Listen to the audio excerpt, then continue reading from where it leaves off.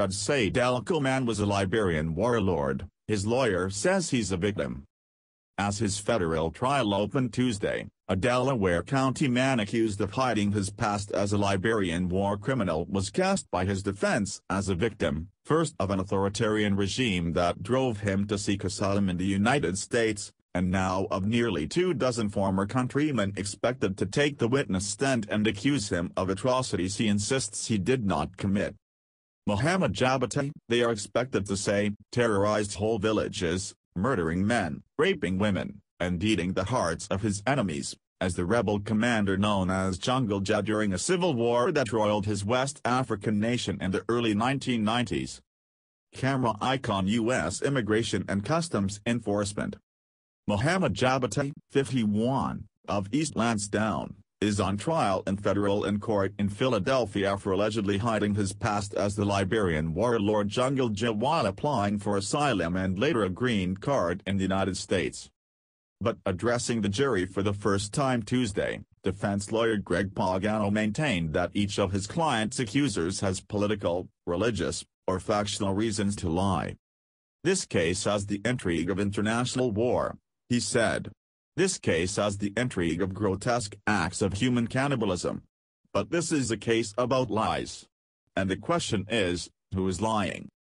That salvo opened the unusual court proceedings set to play out in Philadelphia over the next several weeks, one that has captured the attention of Liberians both here and in Africa.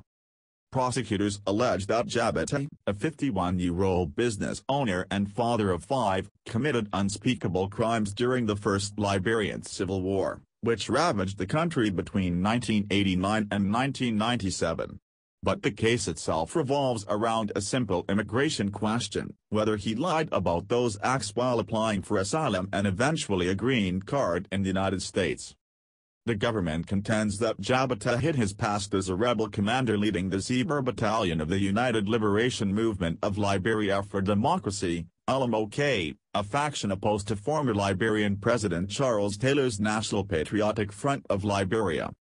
More than 250,000 people died in multi-faction conflict that erupted in the jungles and brushlands along Liberia's border with Sierra Leone.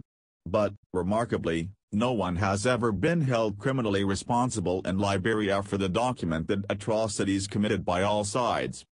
You can't commit heinous war crimes in your home country and then come to this country and lie about those crimes, Assistant U.S. Attorney Nelson Ayer said in his own opening remarks to jurors.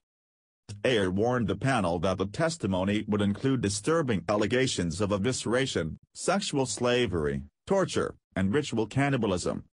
To prove its case, the Justice Department has flown in more than 20 witnesses from Liberia for the trial.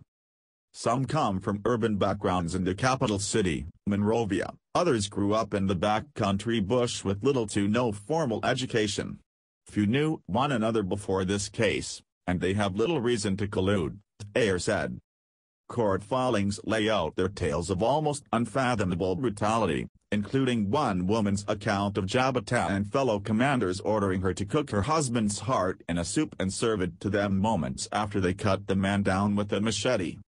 Another, the first of Jabata's alleged victims to testify, told jurors Tuesday that he plucked her out of the crowd after seizing her village in 1994, named her his wife, and forced her to sleep with him twice a day for 3 weeks.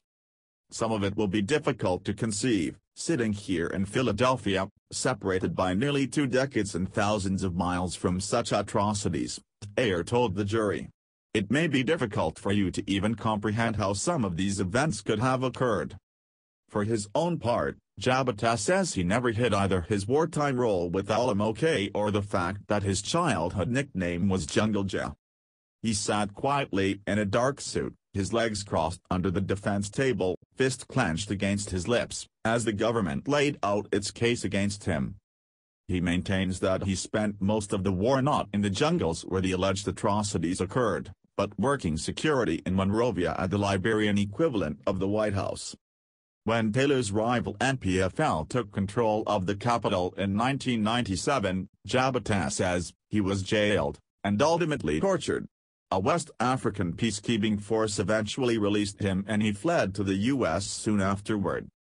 Since then, Jabata says, he spent his time devoted to his family and his international shipping business, Jabata Brothers Incorporated, in southwest Philadelphia. It was there that James Fasukoi, a Liberian photojournalist who shot a striking wartime image of a young jungle Jab, eyes covered in reflective shades, hair in short dreadlocks, an automatic weapon slung over his arm, said he was shocked to find Jabata working 18 years after taking that photo.